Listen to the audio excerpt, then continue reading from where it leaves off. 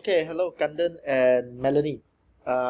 This is just a very quick one on Perluasan Kuasa British di Singapura. Alright, so I will teach Perluasan Kuasa di Singapura here, and then later on for Malacca we will move on again and we will teach again in person. Alright, so you will find this on page 36 in your textbook. Page 36 in your textbook.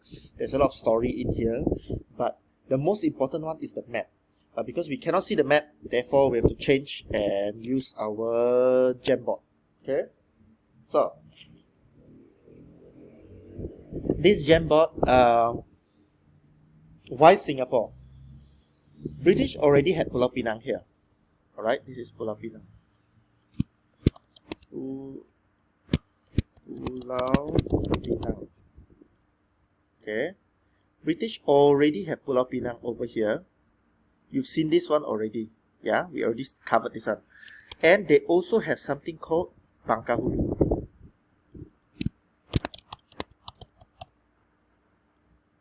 Alright. But the Dutch, because we also read this in the, we also watched this in that 400 years documentary.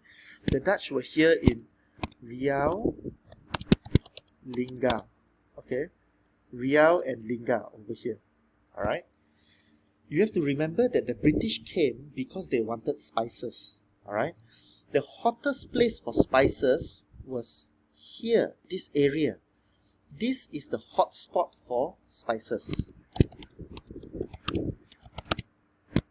Spice trade.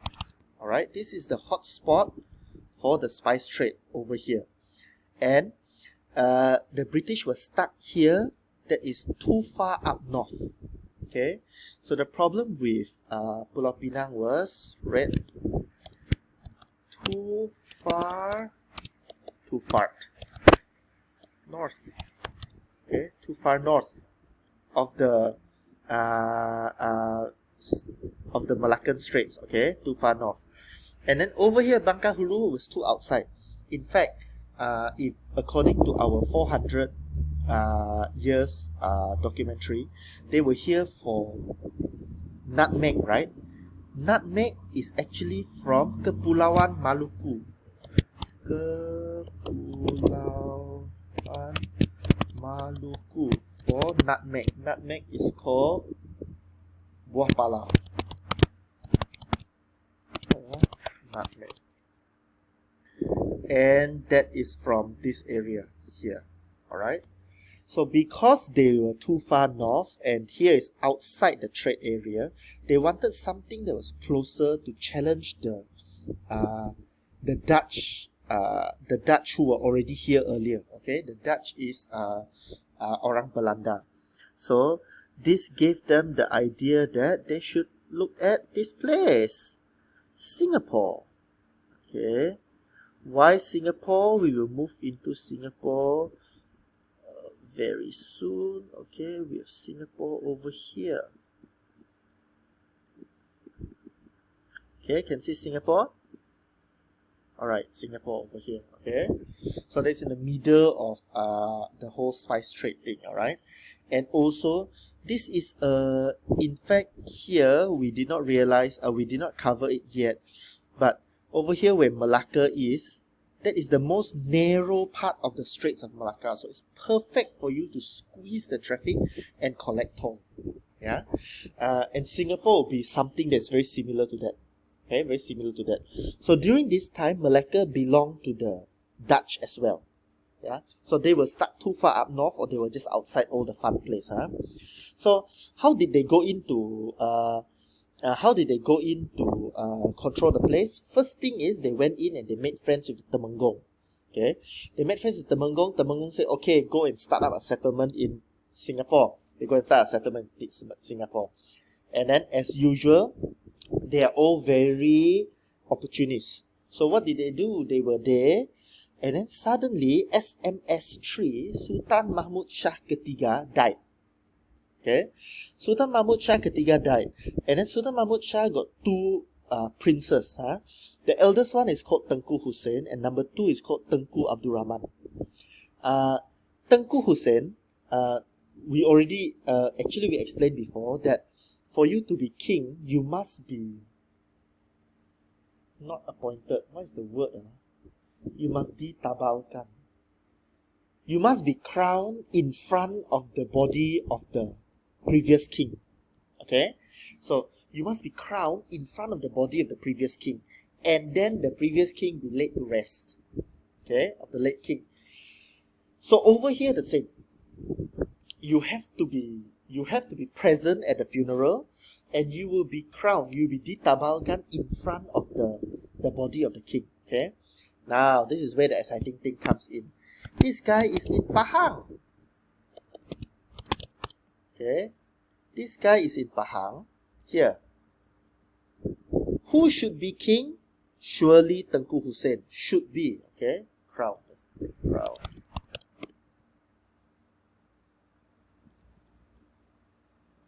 Okay. Tengku Hussein should be king. Okay?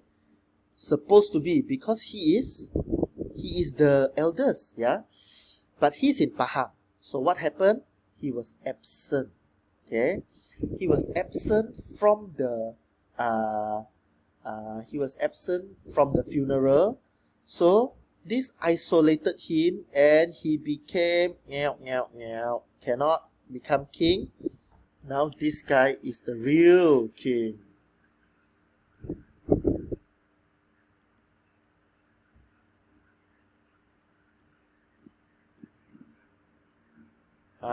This guy become real king. Okay? This guy become the real king. So, in the book did not say anything else. The book only mentioned that Tengku Abdul Rahman became king and Tengku Hussein became sideline. Yeah, he became sideline, and then he lived in. He moved to Riau, which is the islands of Johor, and he just resided there. Okay, and then it was Mr. Stamford Raffles. Let's look for him. Super pandai guy, Stamford.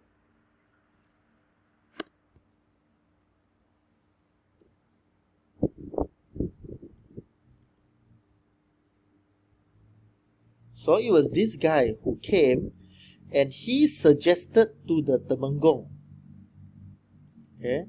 He suggested to the Temenggung to invite this guy back here.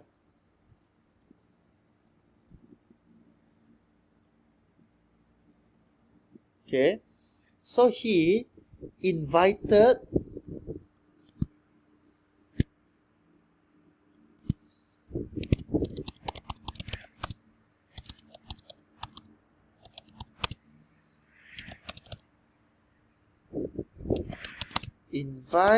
Tengku Hussein home and crown him. Okay, so he suggested to the Temenggung to invite Tengku Hussein home to crown him. Yeah, and then he backed Tengku Hussein. Remember, Tengku Hussein is supposed to be king, did not become king because he missed the funeral of the father. Okay, so then he invited him home, and he ditabalkan sebagai Sultan Johor Riau. Okay, this is Abdul Rahman. Okay, alright, di Riau. Alright, so that's where it happened. Here, over here. Let me draw the line over here. There, here. Okay, so Stamford Raffles took this chance to over here. Okay, and then thanks to Stamford Raffles, now we have two sultans. Now we got a big problem. We have two sultans. One is Sultan Abdul Rahman, one is Sultan Hussein. Who is Sultan Abdul Rahman? Who is Sultan Hussein? There, here, Tengku Abdul Rahman becomes Sultan Abdul Rahman. Tengku Hussein becomes Sultan Hussein. Okay, so this guy end up, Tengku Abdul Rahman stayed in Lingga. Who stayed in Lingga? Yeah, Tengku Abdul Rahman stayed in Lingga, and then Tengku Hussein naturally, because remember, Stamford Raffles invited him back home. Where was Stamford Raffles living in? In Singapore. So Tengku Hussein bersemayan in Singapore, Tengku Abdul Rahman bersemayan in Lingga. Okay, And then they signed an agreement on the 6th of February 1819. Okay, who signed this agreement? This guy. Okay, this one. Signed this agreement with Sultan Hussein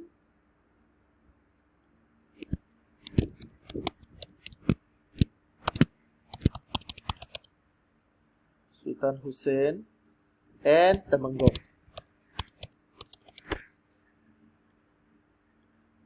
Okay, so these three people signed an agreement. Basically, this agreement in 1819 says that the British can set up can officially stay in that place. Okay, so they're officially staying in that place. Penempatan British di Singapura diiktiraf, which means they say, oh, this is officially British, not British grounds, but this is officially sort of like British settlement in Singapore. And then in 1824, now this one is not Stamford Raffles anymore. This guy is John Crawford. Let's look for his face.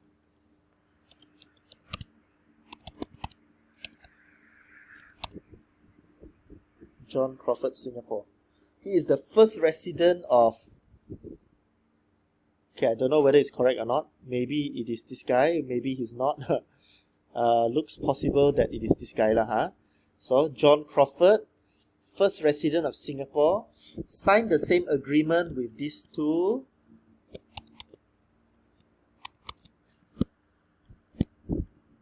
Okay, signed the same agreement with these two. And this one, what happened is when they signed this agreement, this happened.